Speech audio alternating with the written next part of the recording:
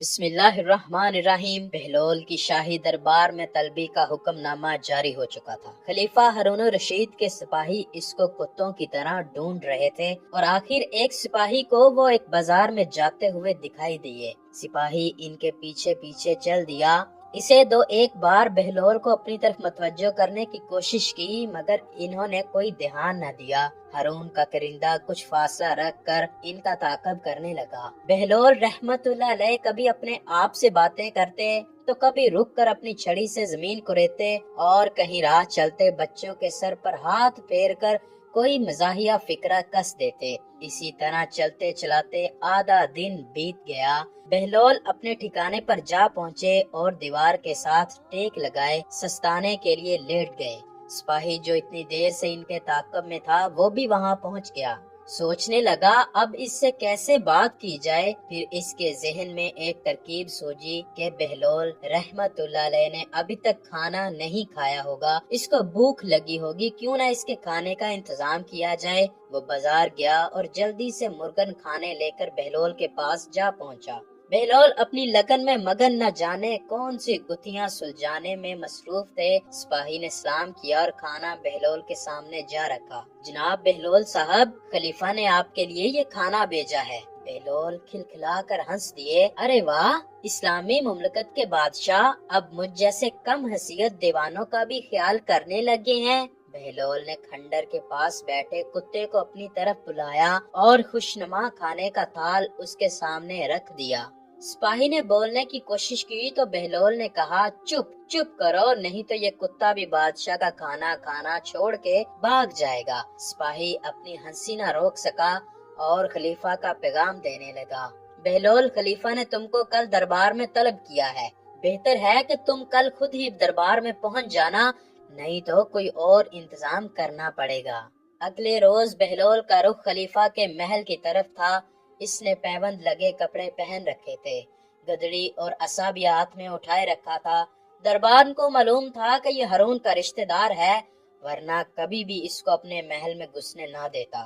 بہلول راہداری سے گزرتا ہوا اپنی چھڑی مخصوص انداز میں گھماتا محل کے اندر جا گھسا۔ کیا دیکھا کہ نہ کوئی پہرے دار، نہ ہی دربان، وزیروں مشیروں کی کرسیاں بھی خالی پڑی ہیں۔ نرم و نازک قلینوں پر چلتا ہوا خلیفہ ہارون الرشید کی مسند پر جا بیٹھا۔ ابھی چند لمحے گزرے تھے کہ نکارے بج گئے، خلیفہ اپنے محل میں تشریف لا رہے ہیں۔ اتنے میں کچھ سپاہی بھاگتے ہوئے محل میں داخل ہوئے تو منظر دیکھ کے ہکے بکے رہ گئے۔ بہلول اپنے پھٹے پرانے لباس کے ساتھ خلیفہ کی مسند پر بیٹھا مزے لے رہا ہے۔ انہیں اپنی آنکھوں پر یقین نہیں آ رہا تھا۔ وہ بھاگے اور اسے گھسیٹتے ہوئے نیچے اتارا اور ساتھ یہ کوڑا بھی اس کی پشت پر رسید کر دیا۔ بس پھر کیا تھا، بہلول نے آسمان سر پہ اٹھا لیا اور چیخو پکار پورے دربار میں گونجنے لگی۔ سپاہیوں نے انہیں چپ کروانے کے لیے اور کوڑے برسائے مگر مجال ہے کہ بہلول چپ ہونے کے نام لیتے۔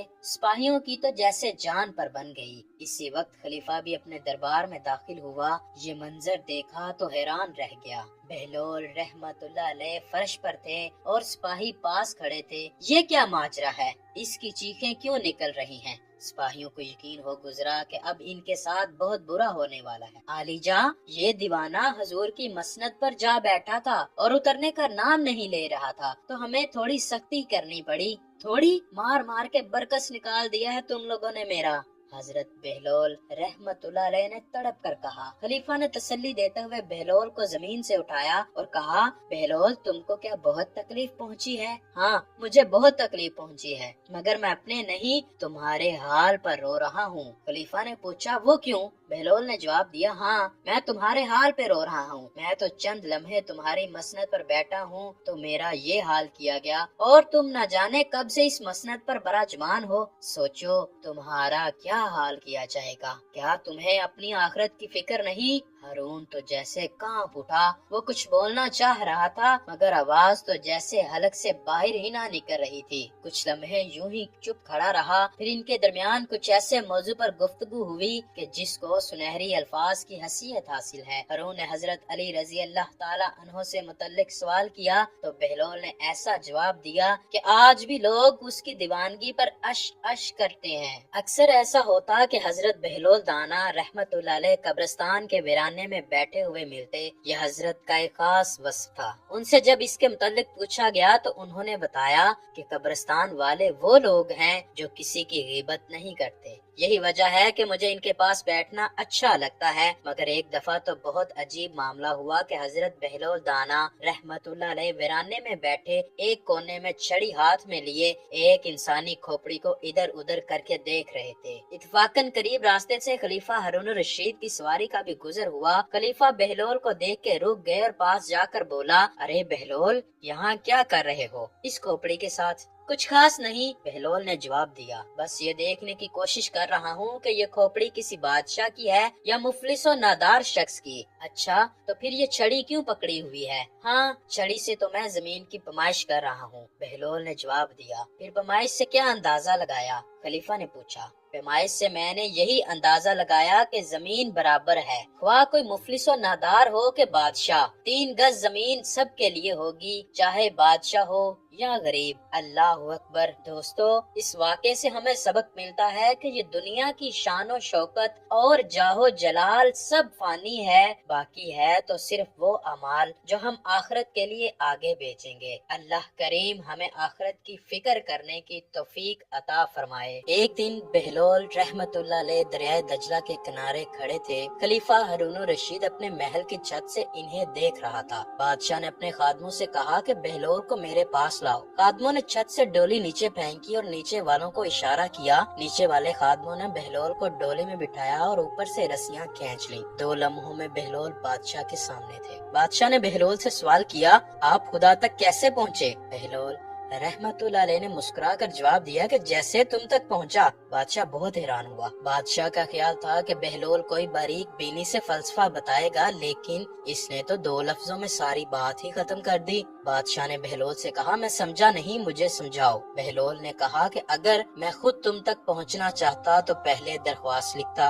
वो दीवान खाने में जाती, वहाँ से फिर आपके खादमों और कई वास्तों से होती हुई आप तक पहुँचती। आप फिर मुझे 6 माह या साल बाद का मुलाकात का वक्त देते। ऐन मुलाकात के वक्त आपके कोई शाही मेहमान आ जाते और मुलाकात फिर मंसूख हो जाती। गर्ज के मैं चाहता तो मैं आप तक ना पहुंच पाता, आपने अब चाहा तो मैं 2 लम्हों में आपके पास आ पहुंचा। इसी तरह अगर हम चाहें तो अल्लाह तक नहीं पहुंच सकते, लेकिन अगर वो चाहे तो 1 लम्हा भी ना लगे और हम इस तक पहुंच जाएं। अगर तुम अल्लाह से मोहब्बत करते हो तो इसके महबूब की चौखट पर आ जाओ। तुम इससे मोहब्बत का दावा करते हो, वो तुमसे मोहब्बत का दावा करेगा। तुम इसके महबूब के महबूब हो जाओ और महबूबों की तो बात मानी जाती है। निजामुद्दीन औलिया को महबूब इलाही कहते हैं। इनका वाक़या उलमा ने लिखा है कि एक दिन इनके शेख हजरत बाबा फरीदुद्दीन गंज शकर मौज में आए और इनसे पूछा, ए निजामुद्दीन, महबूब बनोगे या मुहिब? निजामुद्दीन औलिया ने इजाजत तलब की कि मैं अपनी माँ से पूछना चाहता हूँ। इजाजत मिलने पर आप माँ के पास रवाना हुए। रास्ते में एक बुजुर्ग मिले।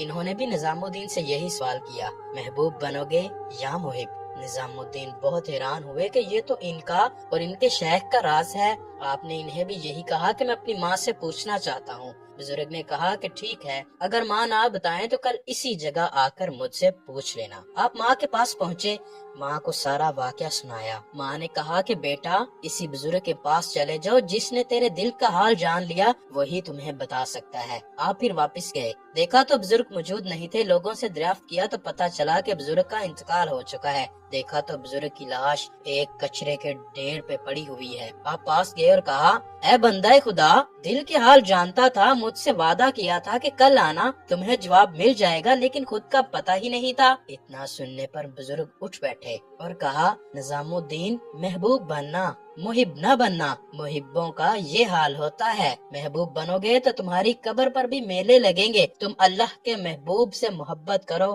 तो तुम अल्लाह के महबूब बन जाओगे।